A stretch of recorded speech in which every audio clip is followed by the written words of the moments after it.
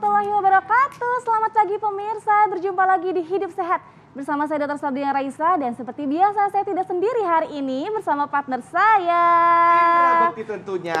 Dan kami juga ingin mengucapkan selamat Hari Osteoporosis Sedunia. Ya, Wah, betul. luar biasa. Dan apalagi tadi kita ngebahas seputar sendi-sendian ya. Persendian itu juga kan ada tulang-tulang juga kan ya yang ada di situ kan. Kalau nggak ada tulang, sendi buat apa ya kan? Nah itu dia yang ada di seluruh tubuh kita ya Betul. kan.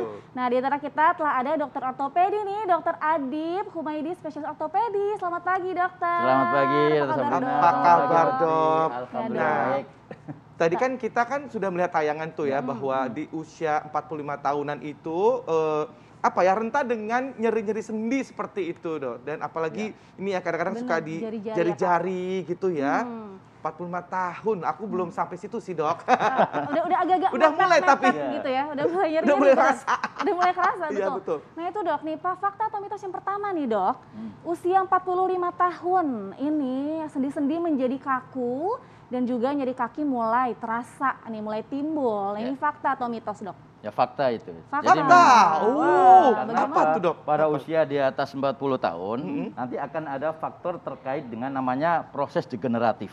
Iya. Proses degeneratif itu yang kemudian mengakibatkan penurunan daripada fungsi-fungsi dan kemudian kalau kita bicara di sendi, maka ada berkurangnya elastisitas dan mobilitas sendi karena problem di tulang rawan hialin, problem di masalah otot, kemampuan otot, kemudian basal metabolisme yang ada di otot, consumption oksigen otot yang berkurang, itu yang kemudian akhirnya mudah sekali nyeri, mudah lelah, dan mudah kaku. Nah itulah yang memang kalau kita bicara ini lebih pada umur-umur di atas 45 tahun. Itu. Oh gitu, jadi di atas 45 tahun itu memang rentan ya. Tapi benar sebenarnya di umur 40 tahun aja itu awal udah ada yang namanya regeneratif. Degeneratif tadi ya dok. Tadi. Ya. Nah, jadi ini yang selalu disebutkan dan sering disebutkan kepada saya di dok. Berat badan berlebih itu dapat memperparah nyeri sendi. Itu fakta atau mitos? Fakta juga. Fakta Jadi, juga ya. Terutama pada sendi-sendi yang menopang tubuh kita. Apa gitu, Karena dok? pada saat kemudian kita bicara body mekanisme dalam tubuh kita, ada tulang belakang, ada panggul, ada lutut, disitulah titik-titik di mana problem sendi akan muncul pada saat itu terjadi peningkatan berat badan. Dalam satu penelitian bahkan disebutkan, kalau kita masuk dalam golongan obesitas, maka kita mempunyai resiko osteoartritis atau pengapuran sendi 5 kali lipat dibandingkan kalau yang tidak ada obesitas. Makanya saya berarti disuruh penting ya, ngurusin Kak? badan ini. Nah. Gimana aku udah mulai kurusan kan? Tapi Kelihatan banget kak, benar serius. udah dok. 4 kilo loh. Wow, biar Bagus, gak nyeri. bagus, betul. Supaya nggak nyeri sendi itu. Nah, selain secara estetik ya kayak ternyata Betul. berpengaruh besar banget terhadap sendi Betul. ya. Ya. Nah dok nih, katanya dok nih, fakta yang beredar, fakta dan mitos beredar di masyarakat juga nih lebih banyak wanita dok daripada pria yang terkena nyeri sendi dok. Ya. Nah tapi sebentar dokter jangan dijawab. Sabar. Sabar, kita akan kembali lagi video saat lagi, jangan kemana-mana, tetap di Hidup sehat.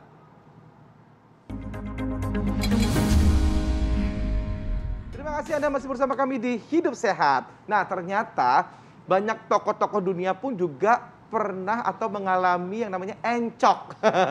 Nah, itu atau yang biasa kita bilang dengan nyeri sendi. Nah, bagaimana dengan Anda? Apakah Anda juga saat ini sudah masuk ke usia 40 ke atas ataupun 45 dan mengalami encok? Ini dia. Kita dengerin permasalahannya, penjelasannya gitu. Ya, tadi dokter ada pertanyaan yang menggantung nih dok. Katanya nih dok, nyeri sendi lebih banyak dialami oleh wanita daripada Ya. pria. Nih fakta atau mitos dok? Fakta. Fakta. Kenapa? tuh, Dok? Karena yang pertama faktor hormonal. Hormonal wanita itu yang terutama itu dilindungin pada saat dia menstruasi ya, masih menstruasi itu dengan estrogen. Pada saat sudah mulai penurunan hormon estrogen itu, sudah menopause, maka itulah yang kemudian memicu untuk terjadinya peradangan sendi. Jadi kurangnya hormon estrogen itu tuh mengakibatkan nyeri-nyeri yang muncul karena peradangan tadi itu. Kemudian yang kedua lagi adalah faktor anatomis. Faktor anatomis tubuh di wanita berbeda dengan laki-laki. Karena dia pahanya lebih sempit, terus kemudian tulang sendinya, terutama di lututnya, dia lutut lebih tipis ya. Terus kemudian faktor yang lain juga yang terkait juga kalau mamanya dia hamil dan sebagainya itu juga mempengaruhi. Ya, betul. Kemudian yang ketiga penyakit autoimun. Autoimun memang bisa pada laki-laki, tapi yang paling sering adalah pada wanita. Nah, ditambah lagi dengan gaya hidup. Ya. Karena Nggak ada laki-laki pakai high heels. Yang suka pakai high heels adalah perempuan. Betul. Itu juga mempengaruhi Nah, juga. itu salah satunya ya. Jadi kebanyakan wanita gara-gara high heels ya. Iya, Kalau gitu nggak usah dipakai deh high heels ya. Cepat dia sekarang Nggak jangan cantik nanti ya. Baik dok, berikutnya ini fakta mitos selanjutnya. Kadar gula meningkat itu dapat membuat tulang rawan menjadi kering dan kaku. Fakta atau mitos tuh dok? Ya, jadi secara langsung tidak. Jadi, Secara langsung bahwa gula mitos ya, Dok? enggak, tapi ada yang dalam literatur referensi Ya. bahwa pasien dengan diabetes mellitus Ya. itu meningkatkan resiko untuk namanya penyakit LGMS, Limited Joint Musculoskeletal Syndrome. Jadi sindrom karena gangguan keterbatasan sendi. Itu yang kemudian muncul nyeri sendi gitu loh. Terutama pada diabetes mellitus yang tipe 2.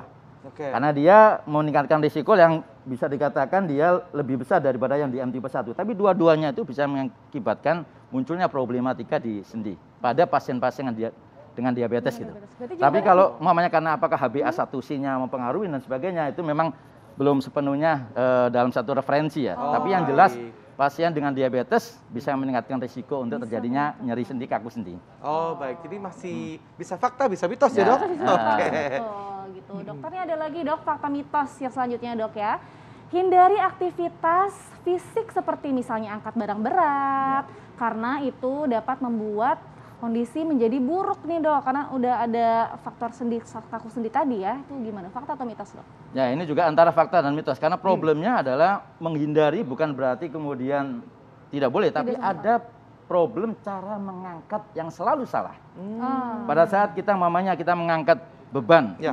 kita lebih sering langsung begini. Betul. Nah, ini beban di tulang belakangnya. Ya. Padahal seharusnya pada saat kita bicara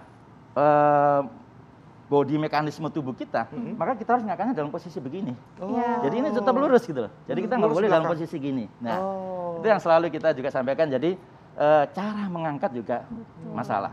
Tapi kalau udah mulai ada problem-problem sendi, problem osteoporosis, ngangkat-ngangkat dengan beban yang berat memang sebaiknya dihindari.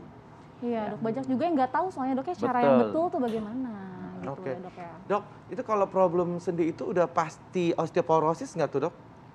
Tidak selalu. Tidak selalu ya? Karena usia muda, dia belum osteoporosis juga ada nyeri sendi. Oh gitu. Orang yang kurang olahraga, kurang exercise juga bisa kemudian muncul-muncul keluhan sendi atau autoimun.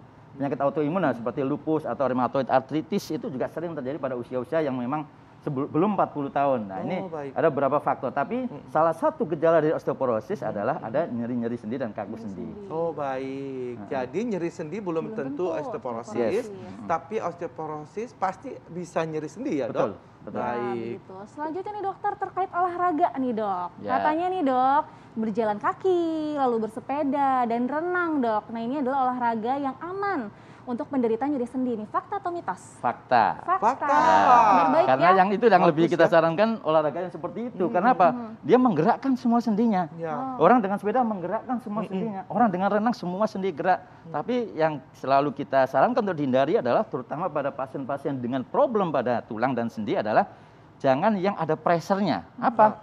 Lari sprint, Tuh. loncat, Ya. ya. Terus kemudian mohon maaf, aerobik yang ada loncat-loncatnya. Iya, iya, iya. Kadang-kadang pada usia-usia itu ada yang masih suka main tenis, badminton, Iya. basket. Nah itu hal-hal atau volley itu hal-hal yang juga membuat pressure di tulang-tulang sendi-sendi kita. Jadi itu yang sebaiknya dihindari. Tapi renang, sepeda, jalan itu adalah olahraga yang kita sarankan. Wah, disarankan. Nah. Baik. Jadi Kalau intensitasnya itu harus berapa kali dok untuk renang dan Ya juga semakin sering semakin bagus. Semakin sering makin bagus ya? Problem di sendi itu intinya adalah kita harus bergerak. Gitu. Oh Iya. gitu. Ah. Berapa menit tuh dok?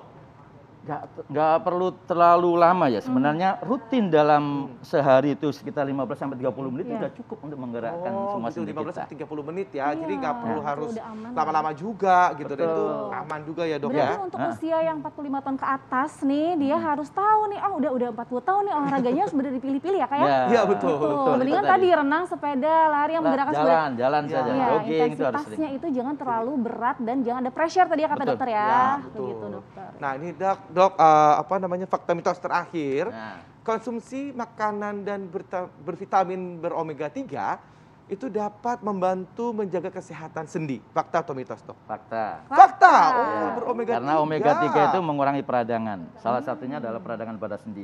Selain juga omega 3 buat bagus untuk endotel daripada jantung gitu. Iya. Iya. Betul. Nah, tapi omega 3 itu banyak sekali sebenarnya di dalam kehidupan kita. Mm-mm. Mulai dari ikan salmon, sarden, makarel, itu semuanya juga banyak mengandung omega 3 gitu. Ya.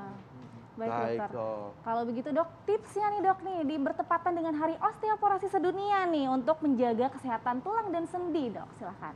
Ya, jadi yang perlu saya sampaikan kepada masyarakat bahwa mulai dari sekarang berubahlah gaya hidupnya. Mm-mm. Dengan apa? Semakin sering kita bergerak, maka kita akan semakin mengurangi keluhan-keluhan pada nyeri. Kemudian sama, ini buat saya juga, Ya. kita harus sama-sama mulai merubah gaya hidup sebab berat badan kita Betul. atur. Betul. Diet kita juga atur, dan kita semuanya kalau mamanya 3 hal tadi itu kita lakukan bukan hanya untuk osteoporosis saja, semua penyakit kita bisa jaga. Prinsipnya adalah mencegah lebih baik Ya. daripada mengobati. Setuju, Betul. Dok. Terima kasih banyak, Dok, atas waktunya. Terima kasih, Udah mau Bekti. mampir ke Hidup Sehat. Semoga kita akhirnya mendapatkan informasi mengenai apa sebenarnya khususnya untuk menjaga kesehatan sendi kita Betul, dan juga betul tulang sekali. ya. Juga tulang ya tentunya. Baik. Terima kasih banyak ya dokter Adi. Terima kasih Sabrina, Bekti. Sama-sama, Ya. Dok. Baik, sesaat lagi kita akan bahas tentang lada nih Kak Nah. Bekti. Rempah asli Indonesia yang kaya manfaat yang sudah tidak asing bagi ibu di rumah pastinya ya Betul. dipakai untuk masak nih. Sesaat lagi pemirsa yang kemana-mana tetap di Hidup Hidup Sehat. Sehat.